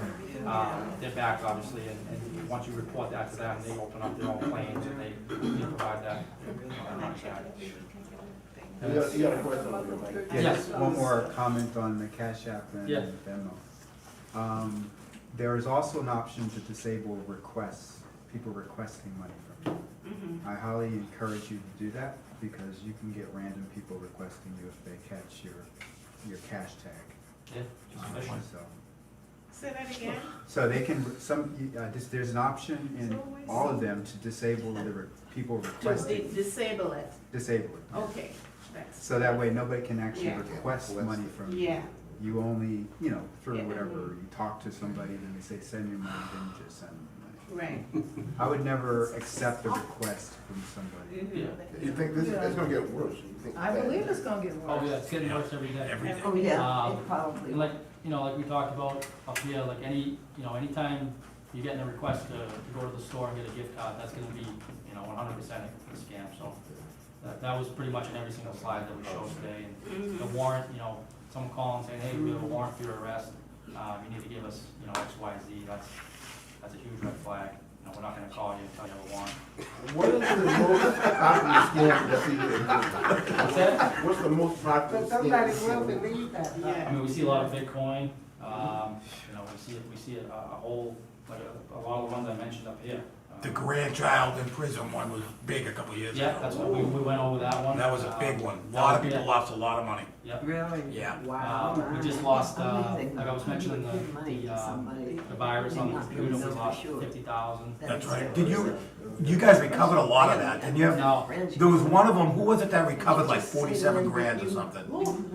They were quick with it, our guys were really quick with it. yeah, I forget who it was, but it was a similar thing, and they caught it like a day before they were able to stop that from going overseas. And they recovered 95% of the money the person lost, which is, yeah, which A lot. is huge. The one I'm referring to was actually a bag of cash. So that money, unfortunately was gone in the wind.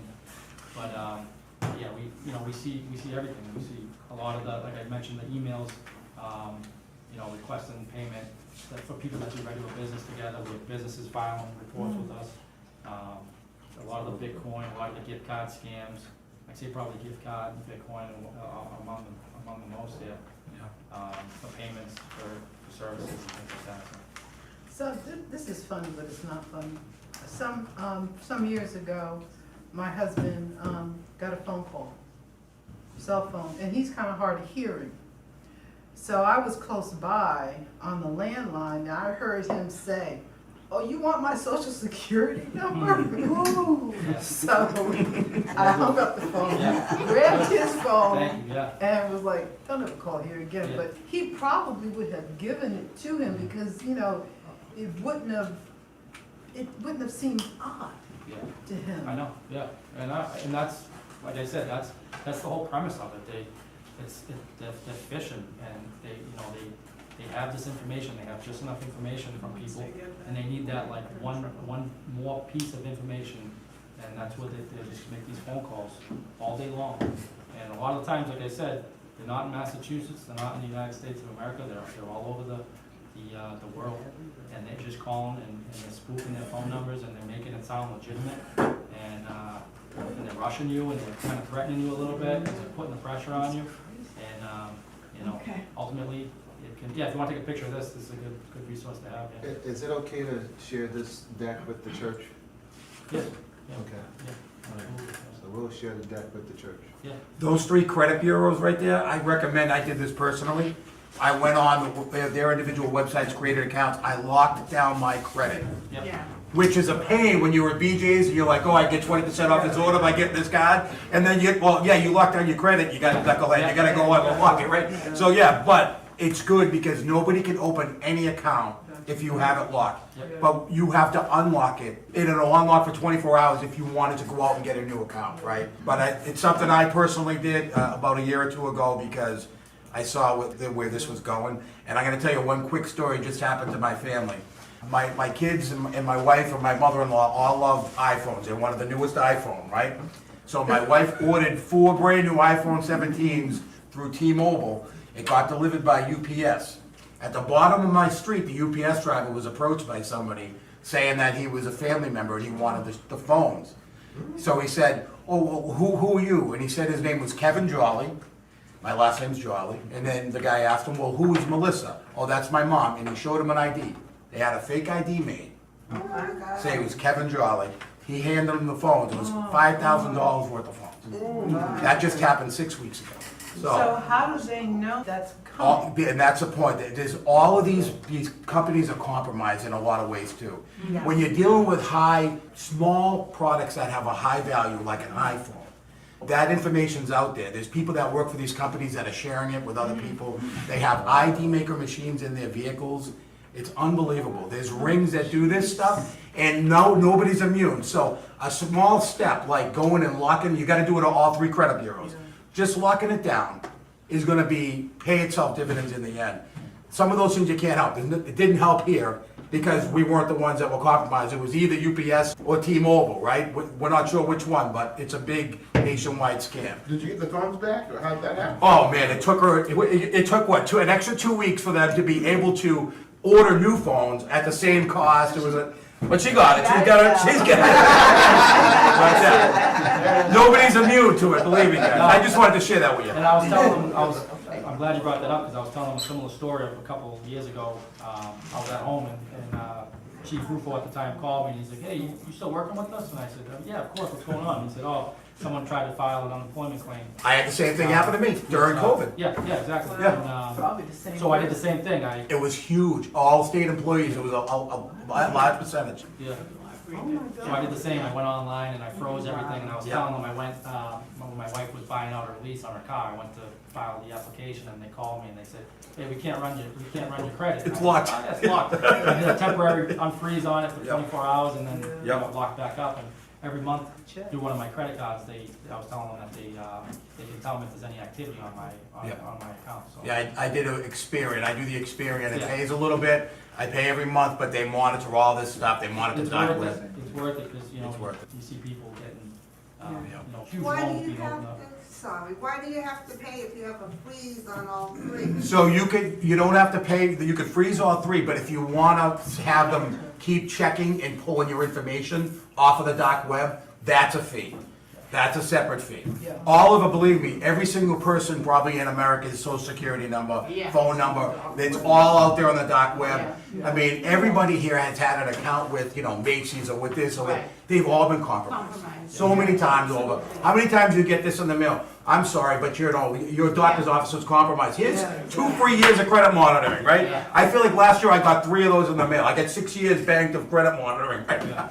But yeah, you wanna lock it down, and if you wanna try to scrub it off the dark web, that's a separate thing. There's free ones out there too. I happen to have one that I pay because I think it does a little bit better. You guys can look into that, but locking down your credit, that's huge right there. Yeah, that is. Yeah, I do that. Yeah. I've done that for years. Good for you. Yeah, it's an extra step that's gonna protect you in the future and save you from, having to file a report for being scammed. You can't forget to unlock it, like you said. Yeah, and then, but, even if you do, if you try to do it, whoever you're trying to get, they'll let you know that you just gotta unlock it. And it's quick, you just go online and you just click a button. and Yeah, it's very easy. Any questions? So, Just a couple of more comments. Yeah. What I found out is that like the Internal Revenue Service will try to call some taxpayers if they have an open issue with the Internal Revenue Service. So sometimes you may get a call. If you're not comfortable, you can call them yourself. They're not gonna give you a hard time. And if they do, it's a scam. The other thing though is if you are a victim of identity theft, I think you can issue a report, because especially if someone does something more criminal and you all of a sudden, you start seeing that you owe money in places that you've never lived and things like that. Yep. You would need these reports on file in order to Yeah. fight it. And a lot of times, you're playing catch up on these because they do it and then whatever they're buying, it takes a while for you to get that bill in the mail. And then, 60 days later, you get the bill in the mail at your legitimate house. And you're like, oh, no, I'm 2 months behind. Then you go to file your police report and that's how we get it. And then we start investigating it. By that time, that person has already assumed a different identity. And so it's difficult, He's, like I said, they're becoming more and more sophisticated for sure. Unique and they're very, very extremely common in everyday life. So you just gotta really try to pay close attention and be as careful as possible, anything financial. Check your bank account every day. And the number one thing I do when I wake up, before I even roll out of bed, is I open up my bank account, make sure everything looks good, and then move on. But, so, can somebody steal your credit card number and use that? Oh, yeah. Yeah. Can they do that? Yeah, they can do that. So, should you be changing your credit card number every now and again? No, I mean, unless you get, you might get notified or something if, say there's like a, $5,000 purchase, for something, from Apple, and obviously you didn't do it, you're gonna see that and be notified of it, and that's when you'd want to, okay, I need it, this was fraudulent, I need to move. A lot of That times- happened to me. I was at work in Boston, on Clarendon Street, at the John Hancock Tower. I came out of the tower, went across the street and bought lunch. And then I got notified by my credit card company. They said, did you buy a pair of Jordans down in Atlanta? They will. They had bought some sneakers at the same time I bought my lunch when I was in Boston. I can't be in 2 places at one time. And I told them, no, I didn't do that. I didn't do that. And so, And that's the case where they're gonna, obviously, they're gonna recover that, but they might issue you a new card. But they Exactly. called you? they called me right Yeah, they'll call you, Yeah. there's suspicious activity on a card. Yeah. Like if you, say you live in Woburn, right? Say you live in Woburn, but, say you're down in Florida on vacation and you're going out to dinner every night and you're spending, hundreds of dollars, you might get a call and say, hey, what's going on? You're Yeah. getting a lot of activity down in Florida. Yeah. Oh, I'm on vacation. Okay, all right, so you're at, this place paying for this? Yep, that was me. Okay.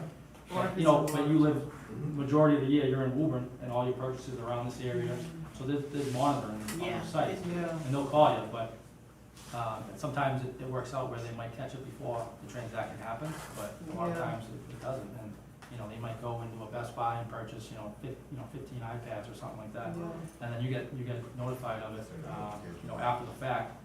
So it's, in that scenario where you're asking about like maybe a different credit card number, once your account's compromised, they're gonna issue it. Yeah, They're gonna issue- They're gonna issue you a card. new You're gonna get a whole new card in the mail, and the other one's gonna be frozen.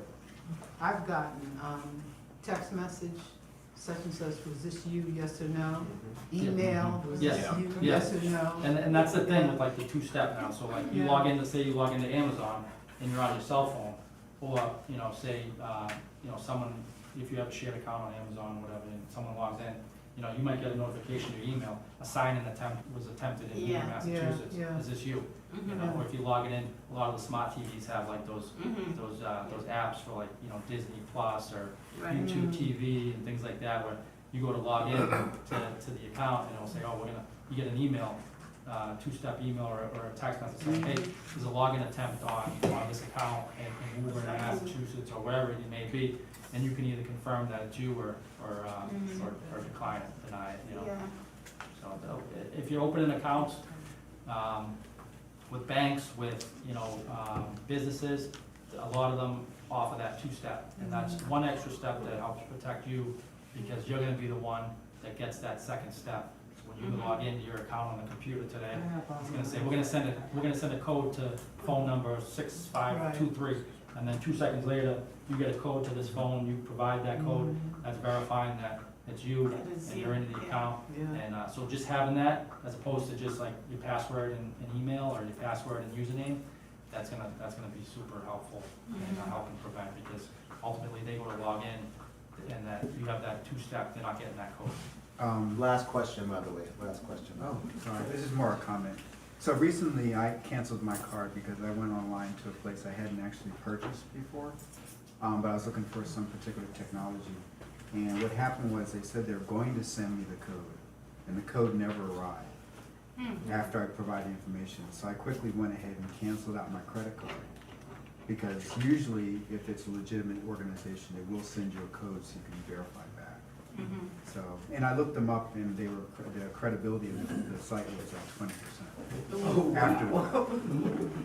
And there's ways scammers can get into that stuff too, where they can put their own phone number in as the one receiving the code. So when they have enough Yes. information, they can have the code sent to them. So it is a two-step, Yeah. and they're the one verifying it. So, obviously, it's like we said, it's the more and more every day, technology's getting better. And whether that's a good thing or a bad thing, it goes both ways. So, just try to keep yourself as safe as I'm possible. afraid AI is gonna change everything. Yeah. All right, Okay. We recently ordered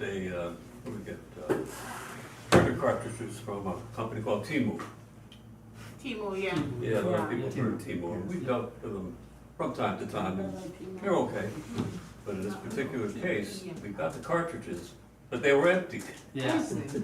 Yeah, that's. And it was such a good deal, I mean, it cost me more time and money to send it back. That's the thing. Those- So those and I just websites- wondered if you had, Yeah, those has websites. Temu popped up on your screen at Oh, any yeah, point? hundreds of times, Is yeah, that right? Yeah. hundreds of times, and I've heard hundreds of stories like that. Oh, Same Yeah. thing, So you just, Stay away from. you gotta stay away from stuff like that. It's too good to be true, Yeah. like Marshall over there. It is. It is, just, take a second and don't rush anything. Yeah. Like that, you weren't obviously rushing, but No. you're looking for a good deal, and that's totally Yeah. fine too, but, we gotta. Yeah. No, I'm sure you've had Problem. success in that, but it's one of those websites that it's not as, I wouldn't say it's very secure and safe as like maybe going to like a Staples or a Best Buy and doing that. So just proceed with caution, don't rush. If anyone asks you to go to the Target and get a gift card, please don't. Don't give any socials, any personal information, bank account, and, obviously if you ever get into a situation where you may fall victim to a scam, please, as quickly as possible, call us, because the more time and the quicker ability that we have to get investigation going, is gonna obviously help us and hopefully help you guys get your money back. So that's all I have for you today. If you have any questions. Okay, let's give him a big hand. If you wanna email me, call me, feel free to, I'll give you a call back or, an email, whatever you need. Happy to help you out. And then there's, Yeah, before, we have some flyers up here too. yeah, before the evaluation, oh, you can pass them on if you want. Dick and Ron, do you have anything you would like to say? I want to say thanks to Captain Jolly for making the connection with me to Detective Rafi. And I learned a whole lot.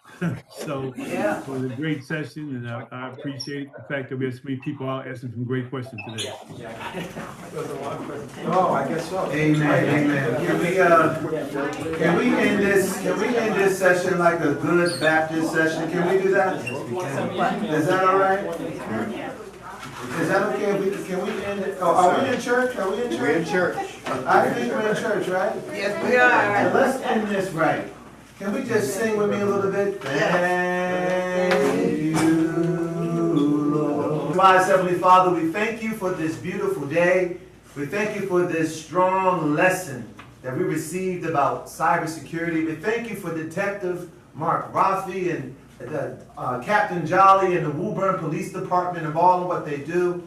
We thank you, Lord, for Deacon Ron and Brother Marshall and Deacon Mona and all of the organization that went into this cyber and internet security training, Lord. May we do better because we know better. Lord, we've been informed about actions that we can take to take care of ourselves. So, Lord, give us the strength and the willing heart to do so. We just pray, Lord God, that this information will bless St. John's and the communities all around that are in contact with us. Lord, we love you, we praise you, and give you glory. In Jesus' name, amen. Amen.